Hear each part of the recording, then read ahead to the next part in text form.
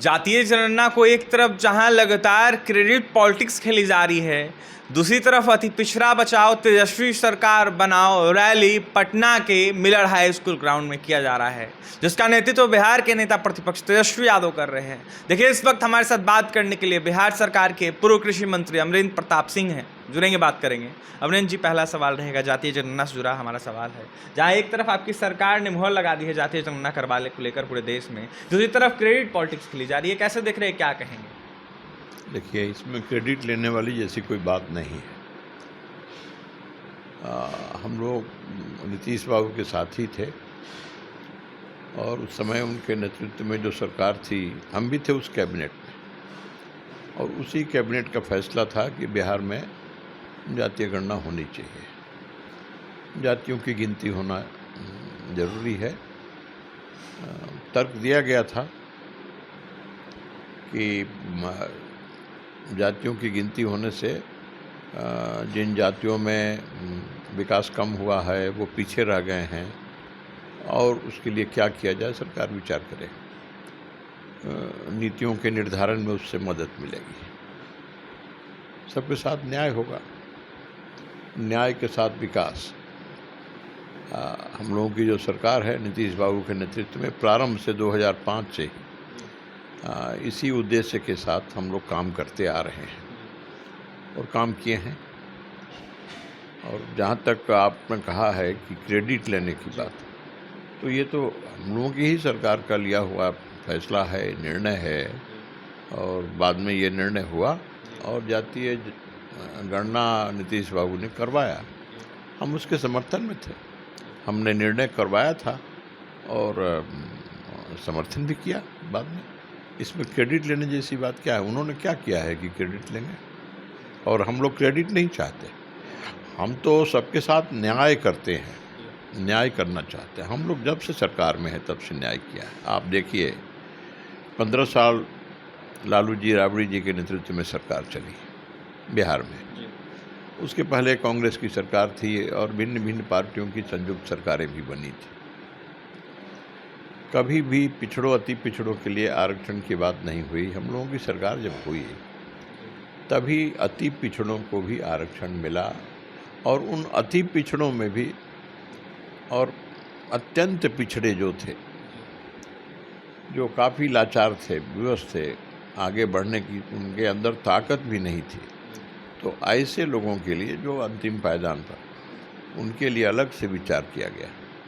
तो दलित में जैसे महादलित, पिछड़े में जैसे अति पिछड़े, ऐसा करके, और फिर उनको न्याय मिला। उनका आरक्षण, महिलाओं का 50% आरक्षण, इस प्रकार से हम ही लोग जब सरकार में आए तो हम लोगों ने किया सब, और नीतीश बाबू के नेतृत्व में, और ये सारे फैसले हुए।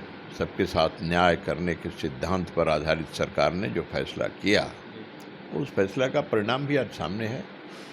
आज सब आगे हैं, पढ़ लिख रहे हैं, उनका विकास हो रहा है, और राज्य के और देश के विकास में उनकी महत्वपूर्ण भूमिका और योगदान भी हो रहा है। तो हम लोगों ने तो कोई क्रेडिट नहीं लिया, हम लोगों ने तो न्याय किया। जो अन्याय पहले के लोगों ने किया था, तो हम लोगों ने न्याय देने का काम किया, उनको भी न्याय मिलने की कैटेगरी में उनको लाया। ये लोग तो किनारे करके रखे थे 15 साल लालू जी राबड़ी जी का, और कांग्रेस की सरकार ने कभी कुछ किया क्या? नहीं किया। गलत क्रेडिट ले रहे हैं ये लोग, कह सकते हैं सीधा। क्रेडिट क्या? क्रेडिट कहाँ से इनको मिलने वाला है? जो रहे हैं हमारे प्रेशर के चलते, आप लोग प्रेशर में आके इस तरीके का फैसला। अब गाल बजाने से किसको कौन रोकेगा? अब अपना हाथ ही लंबा करके अपनी पीठ स्वयं थपथपाना है, तो ऐसा करने से रोकने की कहाँ बात है? पटाखे जला रहे हैं, मिठाइयाँ बांट रहे हैं। मिठाइयाँ खाएं, मिठाइयाँ बांटें, खुद खाएं, कोई इसमें रोक नहीं है, खाएं खूब। लेकिन जनता तो जानती है ना, जिन्होंने, जो पिछड़े थे, अति पिछड़े, और जिनको बल मिला, संबल मिला एक न्यायप्रिय सरकार का, और इससे उनके समाज का, उनका फायदा हुआ, लाभ हुआ, और लाभ उठा रहे हैं आगे भी, और वो लाभ मिलना जारी है। और नरेंद्र मोदी जी की सरकार बनने के बाद तो और तेज़ी से हुआ उनका। तो उनके जीवन में जो सुधार आया है, और सुधार के कारण जो उन जातियों का जो जाति पिछड़ी हुई जातियां थी, अति पिछड़ी हुई, तो वो आगे आई हैं, वो सबल हुई हैं, मजबूती मिली है उनको, और राज्य के और देश के विकास में उनका जिस महत्वपूर्ण भूमिका और योगदान जो आज दिखाई पड़ रहा है, निश्चित रूप से वो समझ रहे हैं कि किन लोगों ने किया, कैसे किया, क्यों किया। तो इसमें कोई कहने की बात थोड़े है। अमरेंद्र जी, आपने पिछड़ों अति पिछड़ों को आगे बढ़ाने की बात एक तरफ जहाँ की, दूसरी तरफ आज पटना के मिलर हाई स्कूल ग्राउंड में राष्ट्रीय जनता दल के द्वारा बड़ी रैली का आयोजन किया गया है, जहाँ पिछड़ों की बात की जा रही है, अति पिछड़ों की बात की जा रही है। कहा जा रहा है जो समाज है पिछड़ा अति पिछड़ा, उसको बचाओ और तेजस्वी सरकार बनाओ। अति पिछड़ों को बचाओ और तेजस्वी की सरकार बनाओ। तो अति पिछड़ों को कौन नुकसान पहुंचाया, कौन हमला कर रहा है, उनके अधिकार को कौन छीन रहा है कि ये रैली कर रहे हैं? इनकी रैली करने का क्या औचित्य है? और इस प्रकार का जो नाम दिया है वो तो पूरे तौर पर पागलपन है।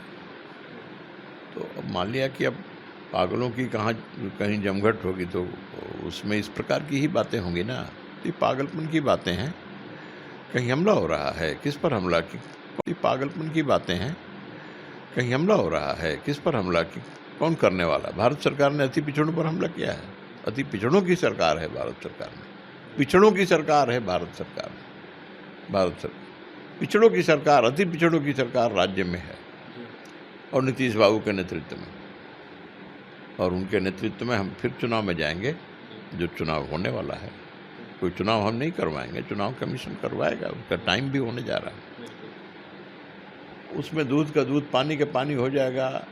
लोग समझते हैं, लोग जानते हैं कि कौन भी किसने क्या किया है और कौन भविष्य में भी उनके लिए कुछ अच्छा करेगा। तो जिससे उम्मीद है और जिसने किया है, जनता उन्हीं के साथ खड़ी होगी। देखिए, जनता उन्हीं के साथ खड़ी होगी जिन्होंने जनता के लिए कुछ किया है। कौन, किसने, किसके लिए क्या किया है, सब जग जाहिर है, जनता सब कुछ जानती है। 25 का चुनाव करीब है और ऐसे में जनता किसको चुनेगी, ये सब कुछ स्पष्ट आने वाले विधानसभा चुनाव के परिणाम के बाद हो जाएगा। बिहार सरकार के पूर्व कृषि मंत्री अमरेंद्र प्रताप सिंह थे इस वक्त हमारे साथ, जहां नेता प्रतिपक्ष तेजस्वी यादव के रैली को लेकर निशाने पर ले रहे थे नेता प्रतिपक्ष और राष्ट्रीय जनता दल को। इसके साथ ही जातीय जनगणना पर विपक्षी दलों के द्वारा क्रेडिट पॉलिटिक्स खेलने पर भी अपनी बातें रख रहे थे। वही साफ तौर पर कह रहे थे कि पिछड़ों अति पिछड़ों की अगर किसी ने बात की है, उनके लिए अगर कोई कानून लाया है या फिर उनके लिए कोई कुछ किया है, तो वो है केंद्र में बैठी नरेंद्र मोदी की सरकार, एनडीए सरकार। बिहार सरकार के पूर्व मंत्री अमरेंद्र प्रताप सिंह की आपने तमाम बातें सुनी है जातीय जनगणना को लेकर। पटना से सहयोगी विकास के साथ अभिषेक की रिपोर्ट।